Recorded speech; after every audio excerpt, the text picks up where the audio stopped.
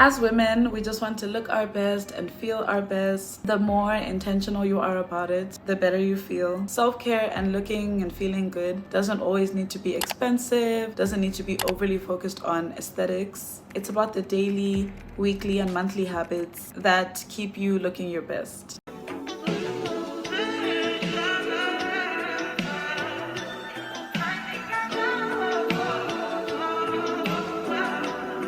Hello beautiful people, I'm Maxine and I make self-care videos for the girls. I haven't been on here in like 3 years. I really missed you. I missed YouTube, and at some point I will tell the girls all about it. Until then, I'm just happy to be back. A lot is different in my life. I've done quite a lot of self-improvement over the years, and I'm coming back onto YouTube with something deeper and just something more real. I want my audience to always leave with some knowledge, tips, or just sisterly advice that helps you become the best version of yourself, to level up mentally, physically, emotionally. Basically just this self-improvement journey of you becoming the woman of your own dreams. With that said, here are 10 self-care habits for women to look and feel their best, look pretty and polished, knowing that when you look good, you feel good. I'm not going to talk about the obvious ones like makeup, hair, and nails, but here are some habits that have helped me, and I hope that they can help you too. The first habit is smelling good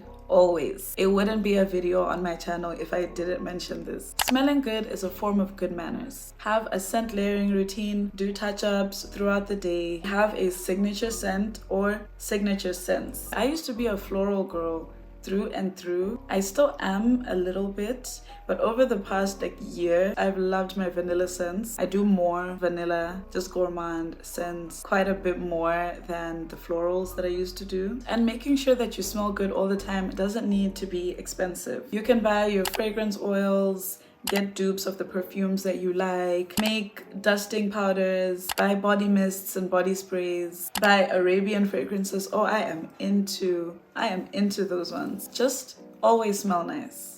The second habit is intentional body care. Your facial skincare is important, but don't neglect body care. I've repeated this on this channel time and time again. Just things like exfoliating twice or 3 times a week to make your skin soft and smooth. Use nice moisturizing shower gels. Don't shower extremely hot water. Double cleanse in the shower with a nice bar soap and a nice moisturizing body wash, moisturizing, nice smelling lotions. And this I love, massaging fragrance oils into your skin, using butters, shimmer oils, or shimmer sprays. Just take time with your body care routine. Make sure that your skin is soft, glowing. The next habit is eating real food, eating whole foods, nourishing your body with foods that actually provide nutrients. And of course, drink lots and lots of water. Aside from the aesthetics of these cups, they prompt you to just drink so much water throughout the day. Eating whole foods nourishes your brain with essential nutrients, so this boosts your mood and even your focus. It also boosts your resilience against anxiety and depression. It helps with neurotransmitter production like serotonin and dopamine.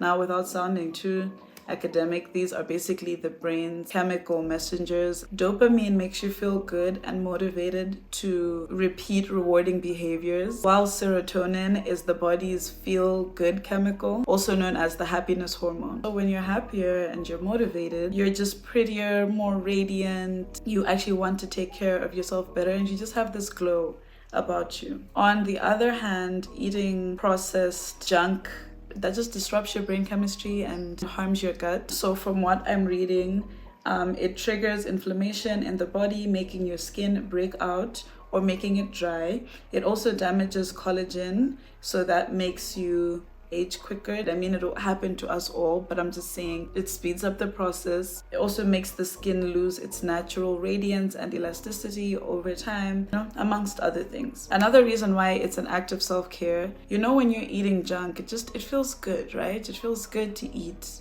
junk. You cannot reach your fitness goals when you're eating like that. It should be, I like to do the 80-20 thing. I used to just eat everything, honestly, but now I like to do 80-20, so I have 80% whole, nourishing foods, and then the other 20% I can eat my burgers and my pizza and my brownies. But generally, you cannot reach your fitness goals or get your dream body eating junk all the time. Something that you have to eat much less of, and just help you reach your fitness goals so that you can also feel good about yourself. We all want to look our physical appearance to look good, our bodies to look good. Sometimes you'll eat the junk, but much less often. The fourth one is walking daily. Get into the habit of walking for fitness and just for a healthy body. And also, when you walk, you can just clear your mind. I love to pray as I go on walks outside. I love to, or I'm talking to myself, or I'm just like reflecting on the day. It's just a good habit to have.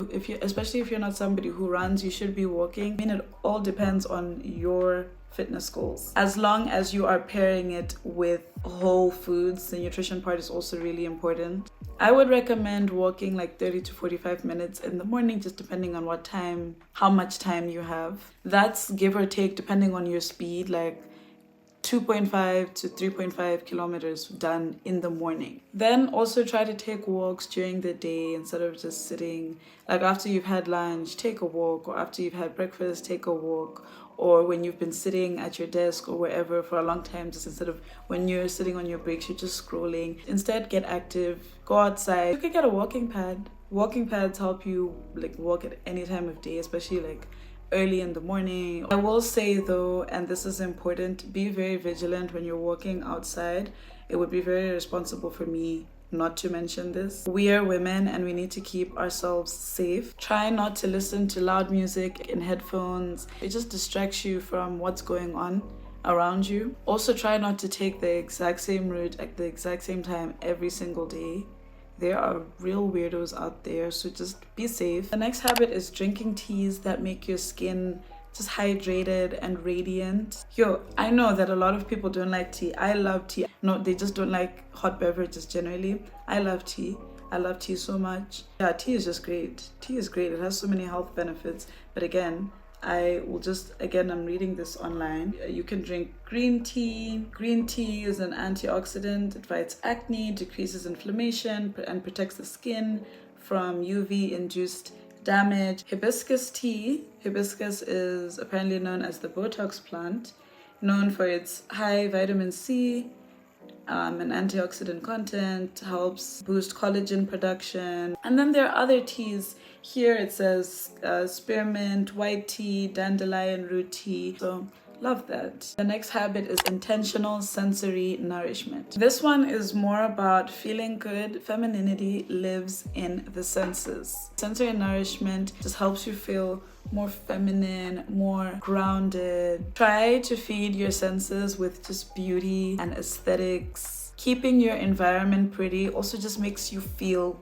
pretty. I love the color pink. Keeping my environment pink just makes me feel so just pretty and girly. So, a soft robe, your favorite scent, calm lighting, flowers. For me, when I get to put some essential oils in a diffuser and just let that fill the room. Also, when I take extra time to massage fragrance oils into my skin, such an amazing feeling. The next habit is having intentional mornings. So just putting more time in the morning into how you look. Picking out your outfit well, making sure that it's pressed or ironed, making sure that your hair is neat, your makeup is neat, you smell good. I strongly believe that feminine energy thrives in intentional acts of self-care. So just set a morning tone, some prayer, calm music, a moment of silence. Feel the calm in the quietness of the day before it gets busy. So just be mindful about however you're feeling. Feel all the emotions in the morning so that you can feel them and then move on and have a good day. Which means that you need to wake up really early, which also means that you need to sleep really early. For my working girls or even busy moms, I get it.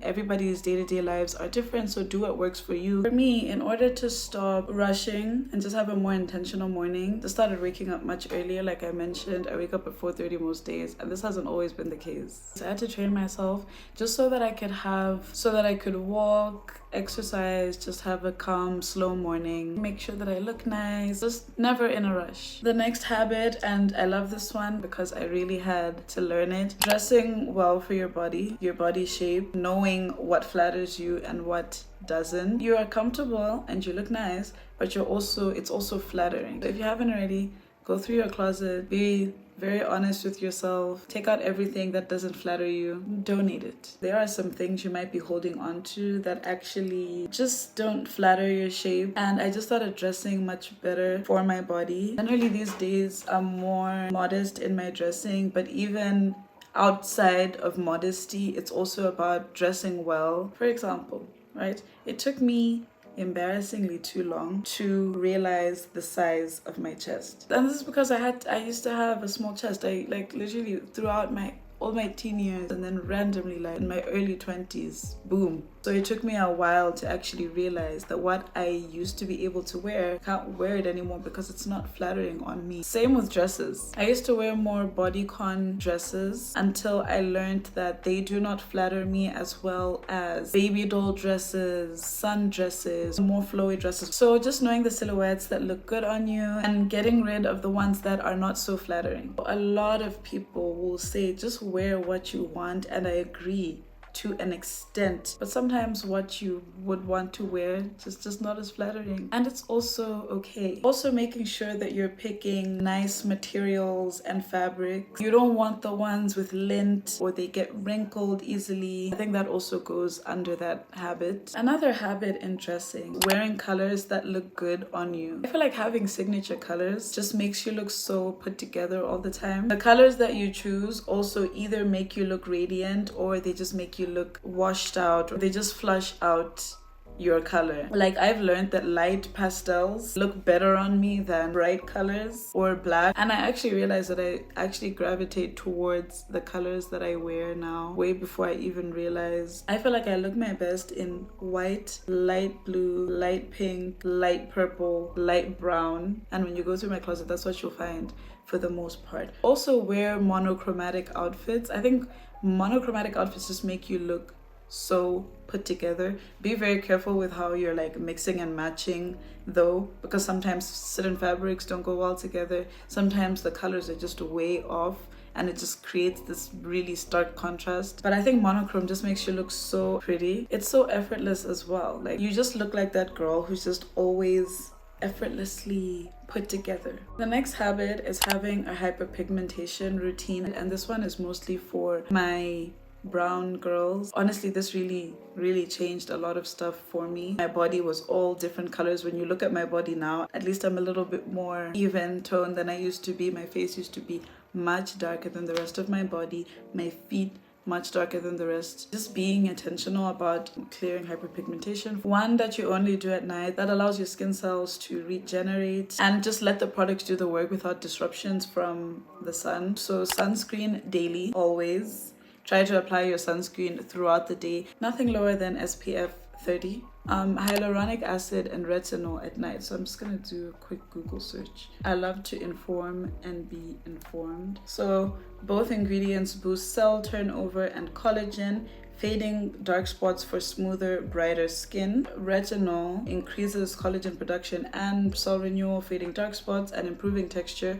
Hyaluronic acid is a humectant that draws moisture from the atmosphere into the skin. So it's good to also use it at night. 3 months in, my skin was glowing more than it has ever glowed in my entire life. And then only do that like a few times a week so that you're not overdoing it. Also aloe vera throughout the night, cream or gel. This has also been really good for me. Really good for hair as well. And then there are other ways that you can improve your hyperpigmentation. When I was trying to learn about like hyperpigmentation and stuff, I also read that the ordinary glycolic acid is really good for hyperpigmentation. I have never used it. When I wanted to buy it, I ended up not buying it. I probably will still buy it at some point, maybe soon even. But when I was doing my research and I was like watching videos on like before and after, I saw that it helped a lot of people and I didn't really see a lot of complaints. And just do your research on what works for you. Talk to a skin specialist if you must. I also do it on my feet as well. My feet used to get really dark and it was just this big contrast between my leg and my foot. So what I started doing is things like doing regular pedicures. I would scrub my feet with charcoal, activated charcoal with sugar and honey, lemon as well. Scrub your feet, exfoliate twice a week. I also wear sunscreen on my feet. Non-negotiable for me because I do not want to, like, yeah, nah, I can't do it. I gotta stay locked in all the time. And the next and final habit is doing regular health checkups. So this one really just goes without saying. This is a really big act of self-care, rather doing preventative care. This helps you, you know, screen for early detection of potential health issues. Just we're women also. This gives you peace of mind as well. You know, go do your big girl checkups, and it's just super important, and just so that you're the healthiest, best version of yourself. So that's it. 10 self-care habits for the girls to look and feel their best at all times. If you're in your grown woman era or entering it, I hope that this channel feels like a nurturing space for you to grow, learn new things, and just become the best version of yourself. Thank you for being here. New videos are coming and I'm so excited. Let's make the next chapter of this channel beautiful together.